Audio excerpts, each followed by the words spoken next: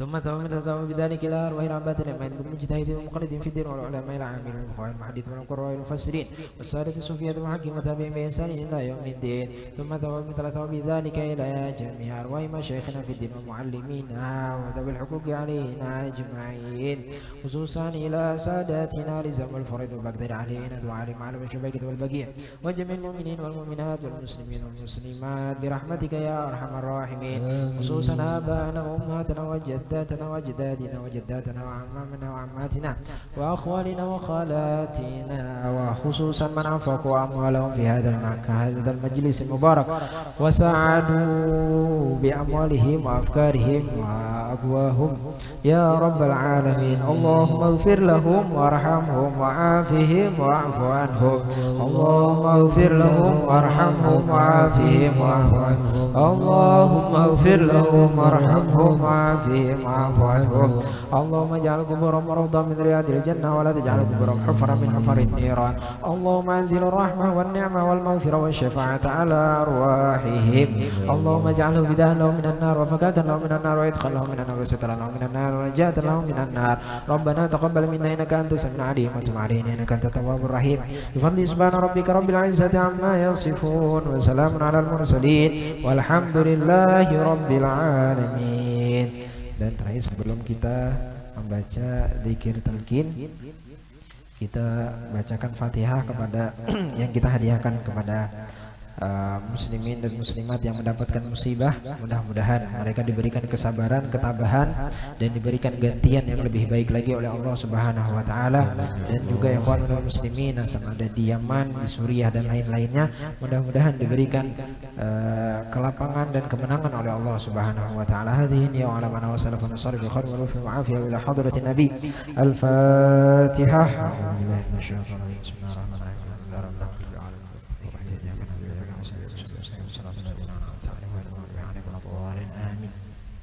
لا إله إلا الله. لا إله إلا الله. الموجود في كل زمان. الموجود في كل زمان. لا إله إلا الله. لا إله إلا الله. المعبود في كل مكان. المعبود في كل مكان. لا إله إلا الله. لا إله إلا الله. المذكور بكل لسان. المذكور في كل لسان. لا إله إلا الله. لا إله إلا الله. المعروف بالإحسان. المعروف بالإحسان. لا إله إلا الله. لا إله إلا كل الله. يوم هو في شان. كل يوم هو في شان. لا إله إلا الله. لا إله إلا الله. الأمان الأمان من زوال الإيمان. الأمان الأمان من زوال الإيمان. ومن فتنة الشيطان. ومن فتنة الشيطان. يا قديم الإحسان. يا قديم الإحسان. كم لك علينا من إحسان. كم لك علينا من إحسان. إحسانك القديم. إحسانك القديم. يا حنان يا منان. يا حنان يا منان. يا رحيم يا رحمن. يا رحيم يا رحمن. يا غفور يا غفار. يا غفور يا غفار. اغفر لنا وارحمنا. اغفر لنا وارحمنا. وأنت خير الراحمين. وأنت خير الراحمين. وصلى الله على سيدنا محمد. وصلى الله على سيدنا وعلى محمد. آله وصحبه وسلم. وآله وصحبه وسلم. يا ربنا اعترفنا بأننا اقترفنا وأننا أسرفنا على لظى أشرفنا. فتوب علينا توبة تغسل كل حوبة واستر لنا العورات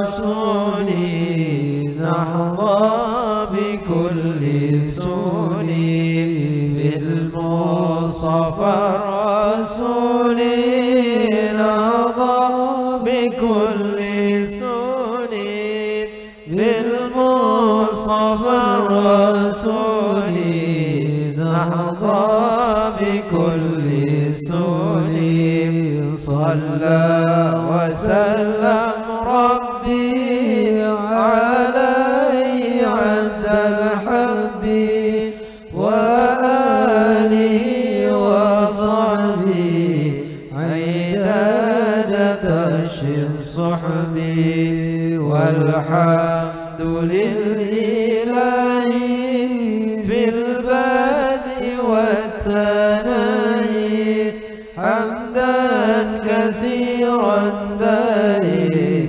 محبة النسائم سبحان ربك رب العزة عما يصفون وسلام على المرسلين والحمد لله رب العالمين في كل لحظة أبدا عدد خلقه ورضا نفسي وزنة عرشي ومداد كلماتي أعوذ بالله من الشيطان الرجيم بسم الله الرحمن الرحيم والعصر إن الإنسان لفي خسر إلا الذين آمنوا وعملوا الصالحات وتواصوا بالحق وتواصوا بالصبر تقبل الله منكم منا ومنكم تقبل يا كريم